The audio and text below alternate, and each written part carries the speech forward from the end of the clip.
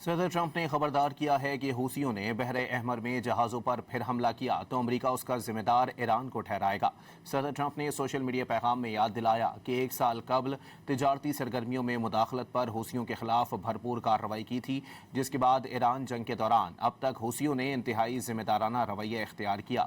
بدقسمتی سے اب انہوں نے دوبارہ ایسی کارروائیاں شروع کر دی ہیں۔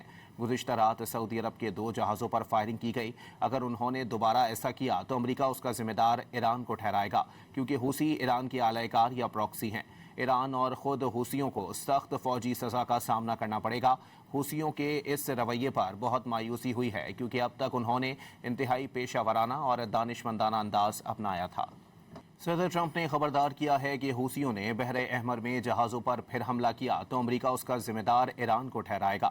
صدر ٹرمپ نے سوشل میڈیا پیغام میں یاد دلایا کہ 1 سال قبل تجارتی سرگرمیوں میں مداخلت پر حوثیوں کے خلاف بھرپور کارروائی کی تھی، جس کے بعد ایران جنگ کے دوران اب تک حوثیوں نے انتہائی ذمہ دارانہ رویہ اختیار کیا۔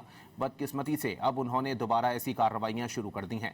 گزشتہ رات سعودی عرب کے 2 جہازوں پر فائرنگ کی گئی۔ اگر انہوں نے دوبارہ ایسا کیا تو امریکہ اس کا ذمہ دار ایران کو ٹھہرائے گا، کیونکہ حوثی ایران کے اعلی کار یا پراکسی ہیں۔ ایران اور خود حوثیوں کو سخت فوجی سزا کا سامنا کرنا پڑے گا۔ حوثیوں کے اس رویے پر بہت مایوسی ہوئی ہے، کیونکہ اب تک انہوں نے انتہائی پیشہ ورانہ اور دانشمندانہ انداز اپنایا تھا۔